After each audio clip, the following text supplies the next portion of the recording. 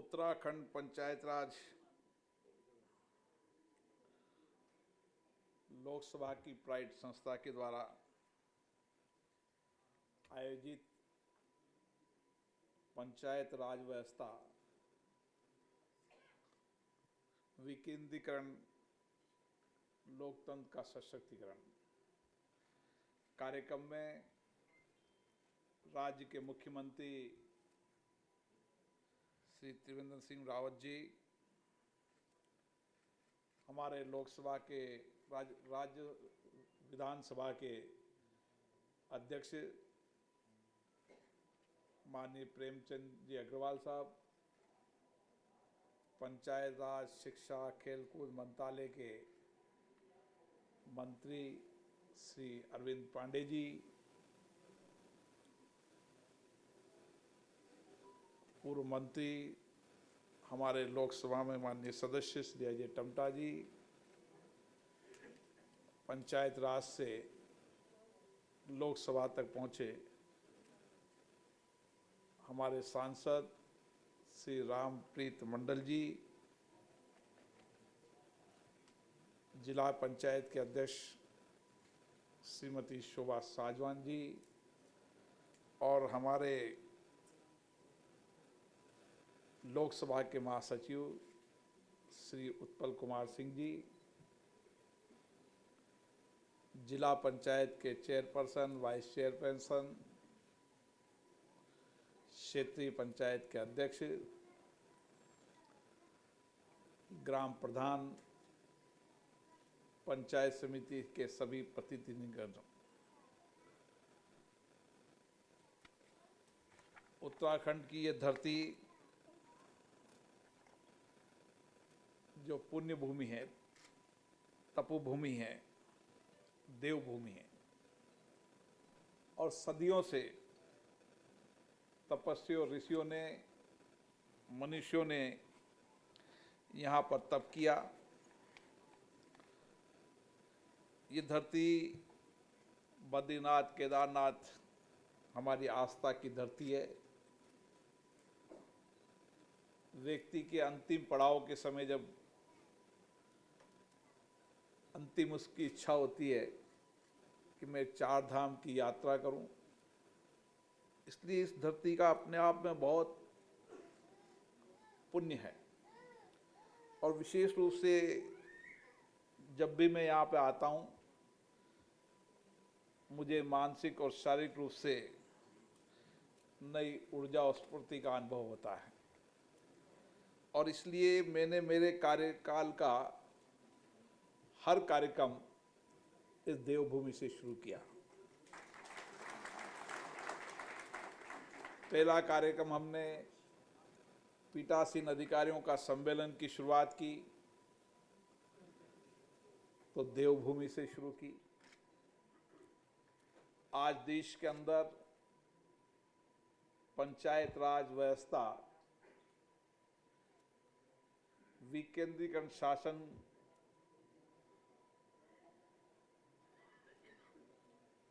के माध्यम से किस तरीके से हम लोकतंत्र को मजबूत बना सकते हैं। आज हम इस बात की चर्चा करने के लिए यहाँ पर एकत्रित हुए हैं कि ग्राम पंचायत से लेकर देश की संसद तक हम लोकतंत्र को कैसे मजबूत बना सकते हैं, सशक्त बना सकते हैं और जवाबदेही बना सकते हैं, ताकि इन लोकतांत्रिक संस्थाओं के माध्यम से हम देश की जनता की आशाओं, आकांक्षाओं और अपेक्षाओं को पूरा कर सकें। हमारा लोकतंत्र सदियों पुराना है और विशेष रूप से हमारे लोकतंत्र की शुरुआत गांव से होती है। गांव के अंदर ग्राम समिति के माध्यम से, ग्राम सभा के माध्यम से हमारी लोकतांत्रिक परंपराएं रही है। गांव में पंचायत बैठती थी, पंचायत बैठ के जो निर्णय करते थे, फैसले करते थे, उसको सब गांव के लोग मानते थे। और इसीलिए कहते हैं कि भारत का लोकतंत्र वैदिक काल में सबसे पुराना लोकतंत्र है और सारे विश्व को लोकतंत्र की दिशा देने का काम किया है तो भारत ने किया है। और इसीलिए हमारी लोकतंत्र की अवधारणा मजबूत भी है, सशक्त भी है। कई उदाहरण के रूप में भी हम कह सकते हैं कि वैदिक काल के हमारे आज भी कई पुरातत्व हमारी परंपरा संपदा है, जहां पर 10वीं शताब्दी के लोकतांत्रिक ग्राम पंचायत के आज भी हम वहां पर उसी रीति नीति से लोकतंत्र को चलाते हैं। दक्षिण भारत के तमिलनाडु के 80-85 किलोमीटर दूर उत्तरामेकर गांव में, जहां चोल साम्राज्य 10वीं शताब्दी में आज भी वहां के पत्थर में तमिल भाषा के अंदर पंचायत व्यवस्था का वर्णन है। कैसे हर गांव को उन्होंने कुटुंब के रूप में विभाजित किया, हर कुटुंब से एक एक प्रतिनिधि आता था और वो कुटुंब के प्रतिनिधि मिलकर वहाँ पर निर्णय करते थे, फैसले करते थे। और यही हमारी वैदिक परंपरा आज भी रही है। ये बात सही है कि हम 1947 में आज़ाद हुए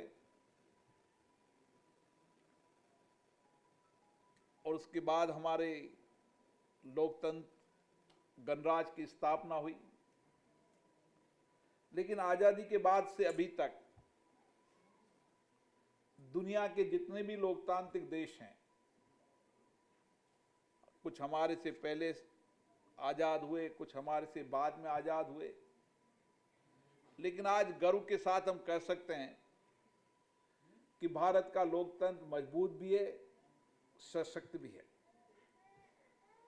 और इसको लगातार हमने और सशक्त मजबूत करने का प्रयास किया है। इसमें विशेष रूप से हमारे संविधान निर्माताओं और मनुष्यों की बहुत बड़ी भूमिका है, जिन्होंने दुनिया का सबसे बड़ा संविधान बनाया। और ये संविधान हमारा मार्गदर्शन के रूप में आज भी हमें मार्गदर्शित करता है। और इसी संविधान में जो मूल भावना थी, वो मूल भावना लोकतांत्रिक गणराज्य की थी। जनता को मध्य में रखकर हमारी शासन व्यवस्था रहे, ये इस संविधान की मूल अवधारणा थी। और आज हमने इस मूल अवधारणा को बढ़ाया है कि किस तरीके से 17 लोकसभा के चुनाव और 300 से ज़्यादा विधानसभाओं के चुनाव हम आज़ादी के बाद हुए। लोकतंत्र के प्रति लोगों का विश्वास बढ़ा, भरोसा बढ़ा। 17 आम चुनाव के अंदर लगातार लोगों का मतदान प्रतिशत बढ़ा। इससे लोकतंत्र के प्रति और विश्वास, भरोसा बढ़ा। और 17 आम चुनाव के अंदर 300 से ज़्यादा विधानसभा चुनाव में जिस सहज रूप से सत्ता का हस्तांतरण हुआ, यह हमारे लोकतंत्र की विशेष रूप से विशेषता है। और इसीलिए हमने कोशिश की, प्रयास किया कि हमारा लोकतंत्र पंचायत से लेकर संसद तक मजबूत हो। और इसके लिए पंचायत राज व्यवस्था के अंदर भी संवैधानिक प्रावधानों को किया हमने, ताकि हर पंचायत राज व्यवस्था के अंदर चुनी सरकार को, गांव की चुनी सरकार को संवैधानिक अधिकार मिले और 73वें संशोधन के माध्यम से हमने ग्राम पंचायतों को, पंचायत समितियों को, जिला पंचायतों को और सशक्त और अधिकार देने का काम किया और एक त्रिस्तरीय व्यवस्था हमने की। और आज हम गर्व के साथ कह सकते हैं कि ग्राम पंचायत से लेकर संसद तक हमारा लोकतंत्र सशक्त मजबूत होता चला आया है। उसमें विशेष रूप से उस गांव में रहने वाले उस ग्राम पंचायत के व्यक्ति की विशेष रूप से भूमिका है, क्योंकि हमने हमारी बेसिक रूप से हमारी ये कोशिश रही कि हमारी गांव की व्यवस्था, शासन व्यवस्था ऐसा होनी चाहिए जिसमें विशेष रूप से लोकतंत्र परिशीलित होता हो। और महात्मा गांधी जी ने सही कहा था कि हिंदुस्तान की आत्मा गांव में बसती है। अगर गांव की शासन व्यवस्था मजबूत होगी तो निश्चित रूप से लोकतंत्र सशक्त होगा, मजबूत होगा। और इसको देखते हुए लगातार सरकारों ने कई संविधान में संशोधन किए। उत्तराखंड सरकार ने भी विशेष रूप से व्यापक प्रयास किए कि 50% से ज्यादा महिलाओं को आरक्षण देकर एक नया कीर्तिमान बनाया कि हम किस तरीके से महिलाओं को सशक्तिकरण करना चाहते हैं, किस तरीके से महिलाओं के अंदर लोकतंत्र के माध्यम से वह सरकार, गांव की सरकार को संचालित करे। इसके लिए उत्तराखंड की सरकार ने व्यापक प्रयास किए, इसके लिए मैं धन्यवाद देता हूं। संशोधन तो 50% किए, लेकिन जनप्रतिनिधि 50% से ज्यादा ग्राम प्रधान में, क्षेत्रीय पंचायत में, जिला पंचायत में, इससे लगता है कि यहाँ की महिलाओं में लोकतंत्र के प्रति सजगता है, जागरूकता है और देश और राष्ट्र की सेवा करने के लिए समर्पित भाव से काम कर रही हैं। उत्तराखंड राज्य एक ऐसा राज्य है जहां का जवान देश की सीमाओं पर रक्षा करता है। अभी माननीय मुख्यमंत्री जी बता रहे थे कि हम एक लंबी हमारी सीमावर्ती क्षेत्र है।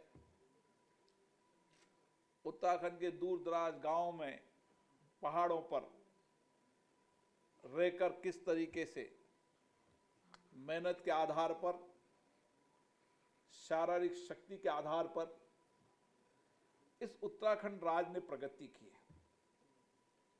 और आज भी देश की रक्षा के लिए सबसे ज्यादा अगर जवान है तो इस तपोभूमि उत्तराखंड से है, जो हमारी देश की रक्षा करने का काम कर रहे हैं। और इसीलिए यहां पर विकास की अवधारणा बनाना ये एक बहुत कठिन काम है। लेकिन मैं पंचायत राज प्रतिनिधियों को बहुत बहुत साधुवाद देता हूं, बधाई देता हूं, जिन्होंने विशेष रूप से बहुत दूर दूर इलाके के अंदर छोटे छोटे गांव, ढानियां बसी हुई है, पहाड़ों पर बसे हुए हैं। मुझे अभी हमारे सेक्रेटरी जनरल साहब ने बताया, जो आपके चीफ सेक्रेटरी थे, कि यहाँ एक ग्राम पंचायत का कई इलाका 15 किलोमीटर तक का भी है।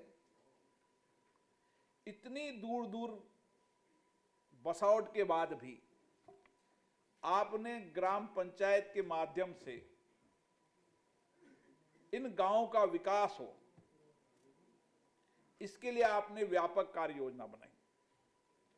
और मैं उत्तराखंड सरकार को भी धन्यवाद देता हूं, जिन्होंने विशेष रूप से, चाहे शिक्षा हो, चाहे गरीबी हो, चाहे सड़क हो, बिजली हो, सबके लिए एक महत्वपूर्ण कार्य किया। और मैं विशेष रूप से देश के प्रधानमंत्री जी को साधुवाद देता हूं, बधाई देता हूं, जिन्होंने देश में प्रयास किया कि पंचायत से लेकर देश के हर गांव ढानी तक जो जरूरतें हैं, आवश्यकताएं हैं, जो गांव पिछड़े हैं, अभाव में हैं, जो जिले विकास की दृष्टि से पिछड़े हुए हैं, संपूर्ण सारे देश का विकास एक साथ हो।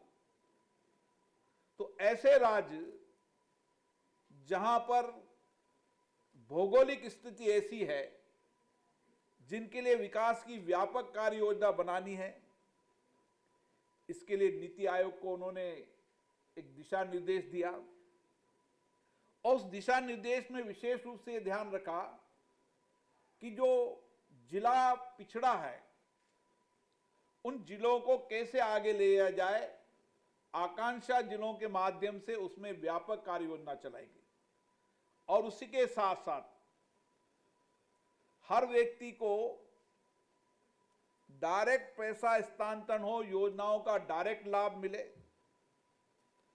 इसके लिए भी व्यापक कार्य योजना बनाई। इसलिए तकनीकी का उपयोग करके जहां मानवीय काम कम हो, तकनीकी का ज्यादा उपयोग हो ताकि लाभार्थी को सीधा लाभ मिल सके, इसके लिए भी भारत सरकार ने विशेष रूप से प्रधानमंत्री जी ने काम किया। उसके लिए मैं उनको भी साधुवाद देता हूं, बधाई देता हूं।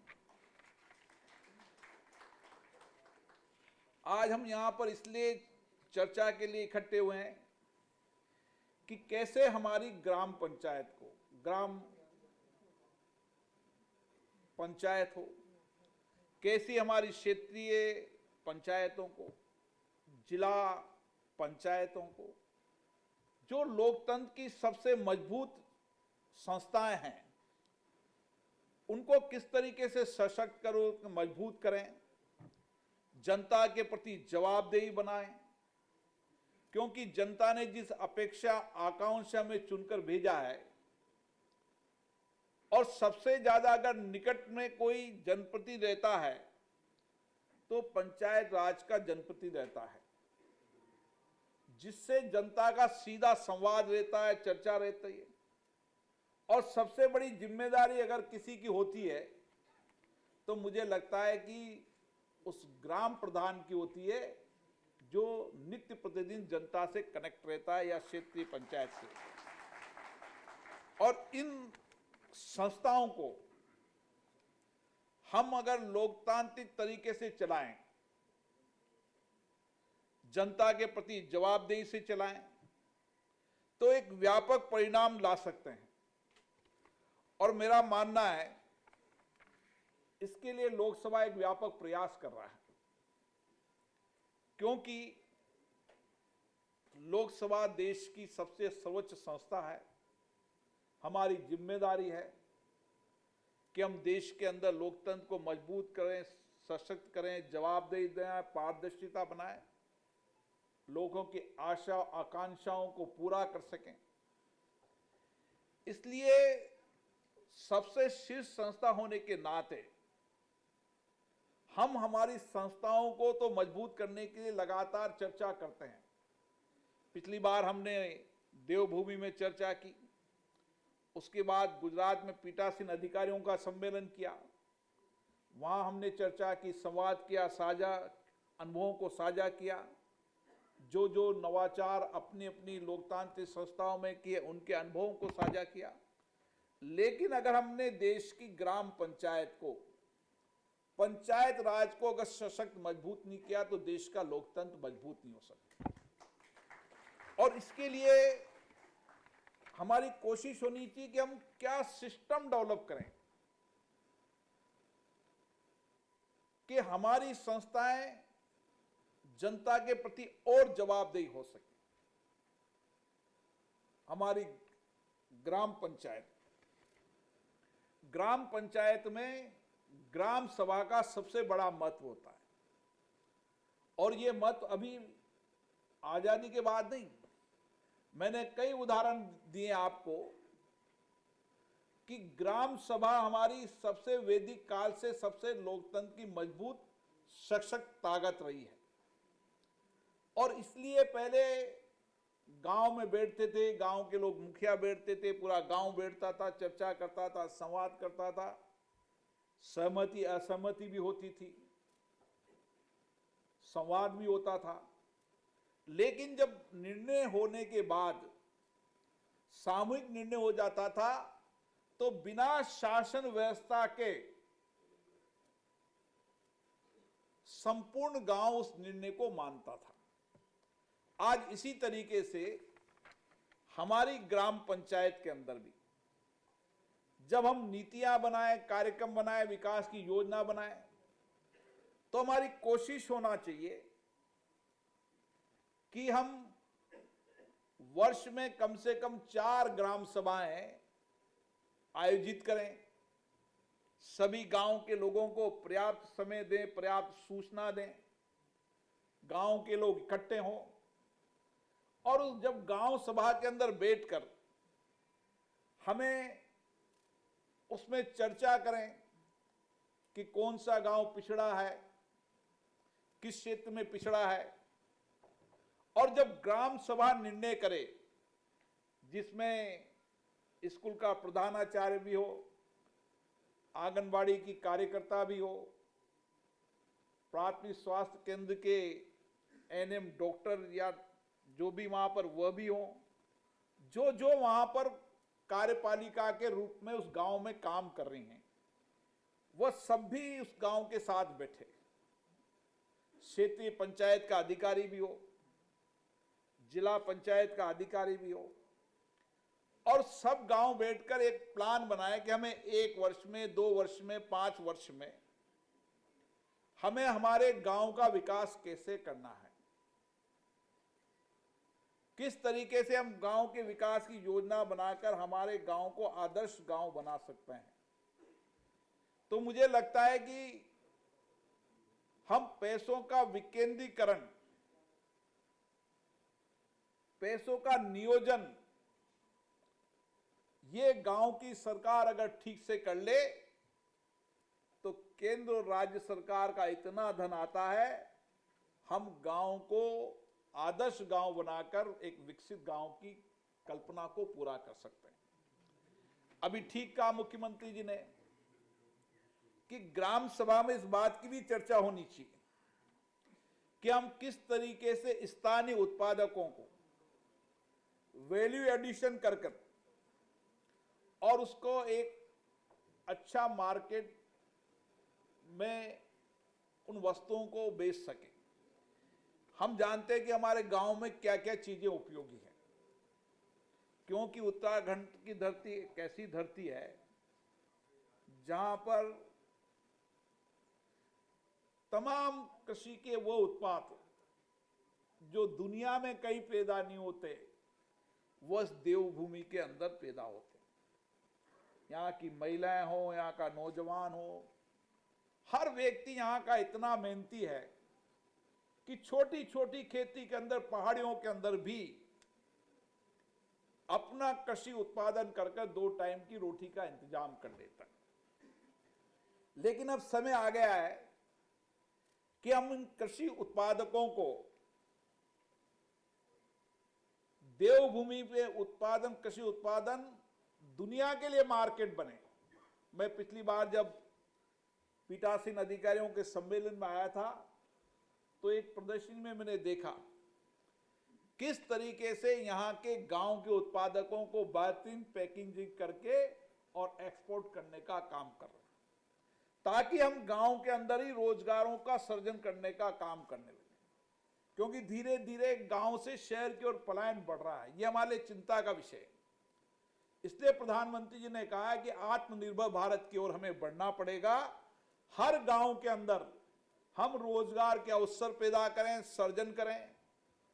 मैं पिछली बार, आज से 20 साल पहले, जब मैं उत्तराखंड के बद्रीनाथ के रास्ते में जा रहा था तो एक छोटे से गांव में एक अंग्रेज महिला थी। वो अंग्रेज महिला वहां के बच्चों को पढ़ाने का काम कर रही थी। मुझे लगा कि दुनिया भर के लोग जब देवभूमि के आकर यहां की प्राकृतिक सौंदर्यीकरण को देखेंगे, शायद दुनिया के अंदर ऐसा स्थान कहीं नहीं हो सकता।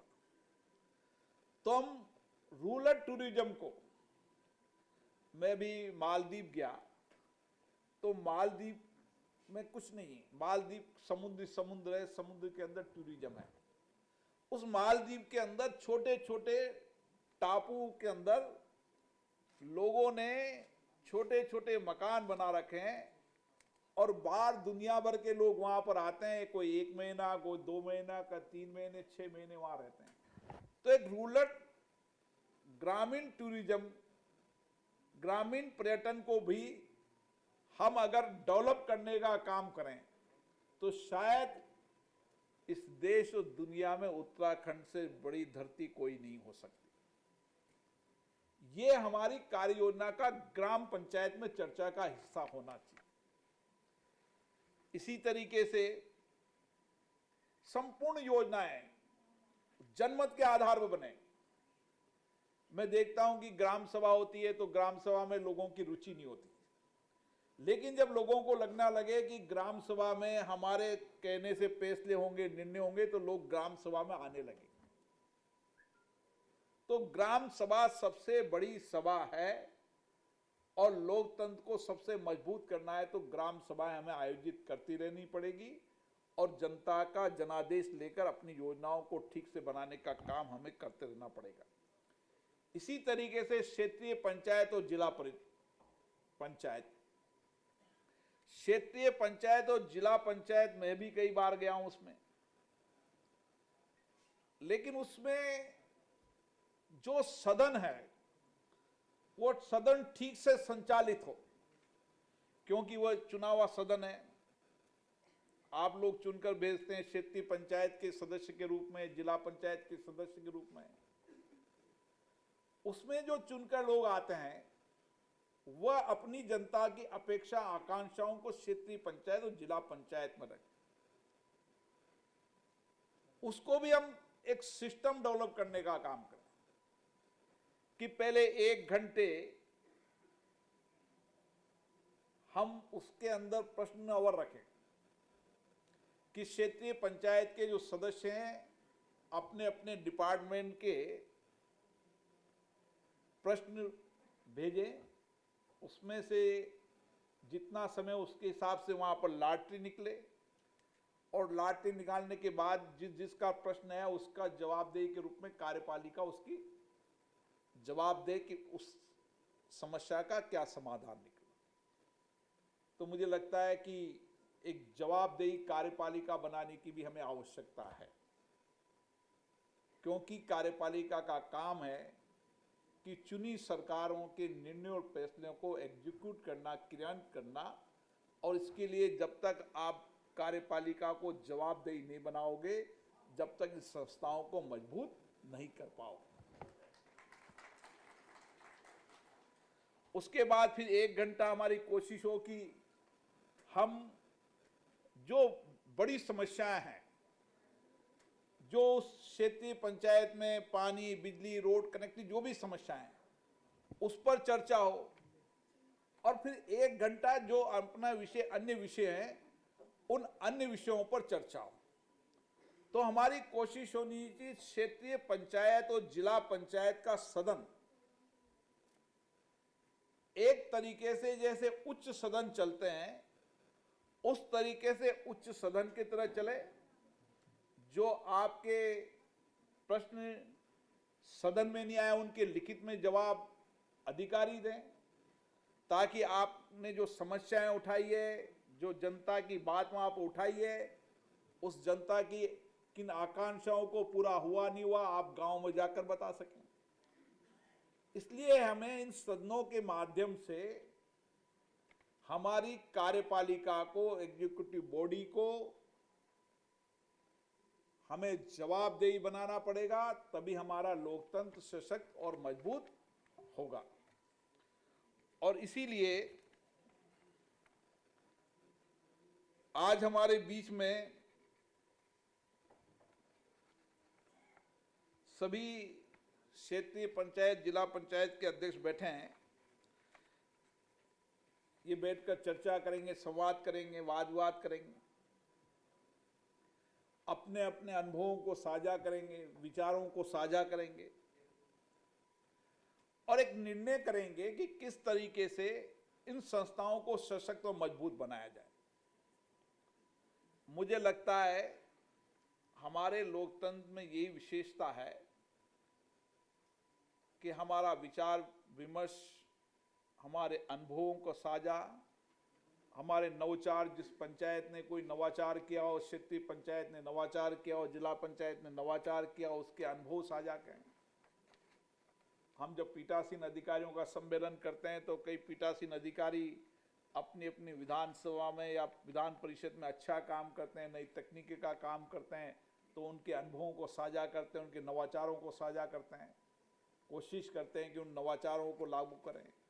जैसे पिछली बार हमने निर्णय किया था कि विधानसभा के अंदर सर्वश्रेष्ठ विधायक को पुरस्कार मिलना चाहिए। अब सब राज्य विधानसभाओं ने अपने अपने यहाँ पर सर्वश्रेष्ठ विधायक का पुरस्कार देने का काम शुरू किया है। ऐसे ही आपके क्षेत्रीय पंचायत में होना चाहिए, जिला पंचायत में होना चाहिए, पंचायत ग्राम सरपंच में होना चाहिए कि जो सदन के अंदर अच्छा काम करता है उसको हर वर्ष आप सम्मानित करें, ताकि उनके अच्छे कार्यों से हम भी प्रेरित हों और हम भी सदन में अच्छा काम करें। जो ग्राम पंचायत अच्छे नवाचार करते हैं उनको अनुभवों को साझा करते हैं, ताकि और ग्राम पंचायत भी उन नवाचारों को लागू करें।